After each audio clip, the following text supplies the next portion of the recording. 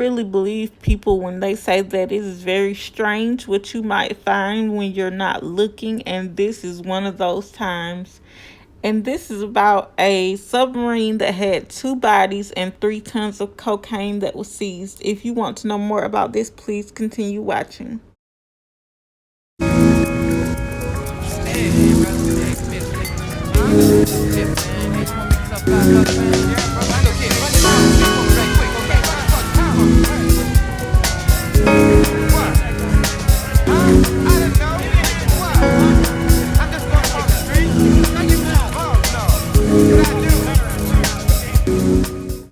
It appears that about 4 days ago, a submarine with 2 bodies and 3 tons of cocaine was seized in the Pacific Ocean off of Colombia.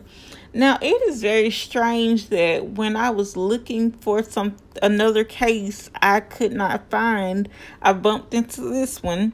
And it is strange that how certain stories don't make the news or no one really talks about them. And I thought this was really interesting because of how the story goes. Now, the Navy that took this story on, which was the Colombian Navy, said that although there were 2 bodies on board that were deceased, there were also 2 living members on board, but they were in severe poor health, so they were treated and given first aid for any injuries or anything that they may have had. The Navy Captain Christian Andreas Guzman Echeverry said that the people's poor health was presumably due to the inhalation of toxic fumes caused by fuel problems inside the boat.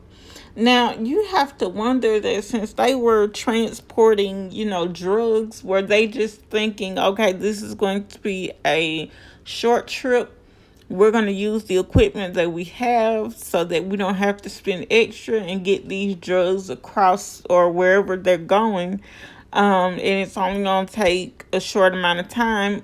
Or did they even know that there was anything wrong with the boat? And is that how the ones that died, is that how they died? And the people that were in poor health, is that how they came to be in poor health because they didn't know?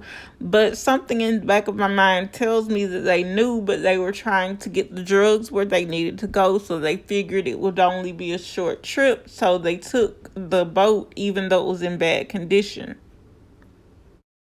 Now, the submarine that was carrying these drugs and these people was roughly 50 foot long, and it was carrying about 5,800 pounds of cocaine, which is nearly worth 87 million. Now, this is according to the Navy officials. And when I was thinking about that, I'm wondering how many times these people had made trips like this, and was this a normal thing for them?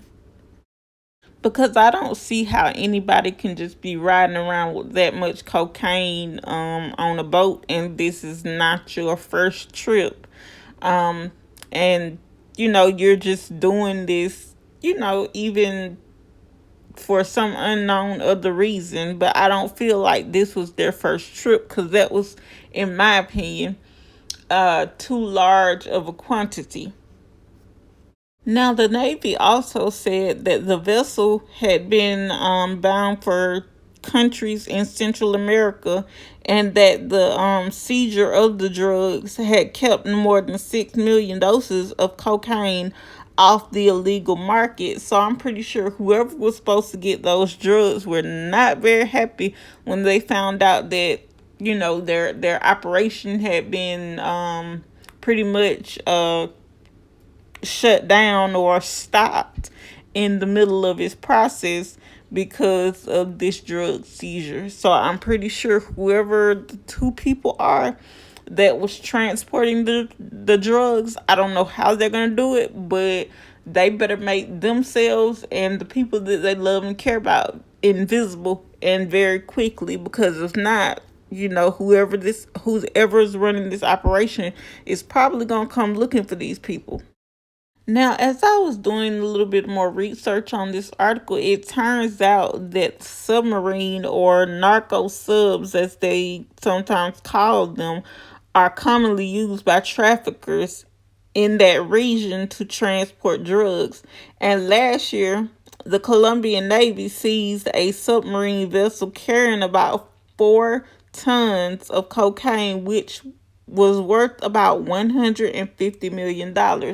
Now, I can't even tell you how, like, the picture in my mind, I see that as a lot of drugs, but a lot of people who, deal with these things like police officers and things like that, it might seem like 150 million, with it all together, but imagine the amount of money that can be made from that once it's sold and, hits the streets.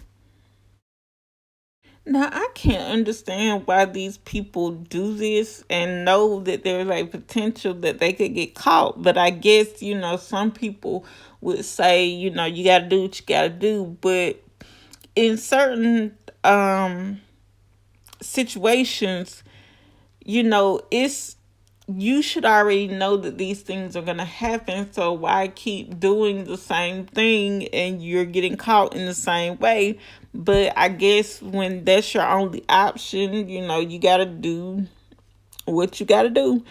Because the reason why I think, this, and how they transport the drugs is what makes them keep getting caught. The submarines sometimes make it out of the way to North America. Like one time in 2019, a submarine carrying 12,000 pounds of cocaine that was worth 165 million was seized by the U.S. Coast Guard. Now, I feel like in some areas, in some of these operations with these drug smugglers or whatever you want to call them, there's a leak somewhere, because how can the Coast Guard possibly know that you are anywhere in the vicinity or at least trying to cross, the border or ocean, whatever you want to call it, and you get caught by them? How do they know that particular vessel is carrying drugs? I mean, so that lets me know that there's a leak somewhere, unless they search all the vessels that come through there, because it might be a hot spot and they know that, okay, more than likely there's going to be drugs on this particular vessel, so we're going to have to search it and, seize the drugs. Maybe that's what happens. But guys, that brings me to the end of this video. If you like this video, please leave me a thumbs up and leave me a comment down in the comment section below. And also, if you are not subscribed, please make sure you subscribe, and also share this video with someone and let them know about this story, because I feel like it didn't get enough coverage. But until next time, guys, thanks for watching, and I'll see you on the next one.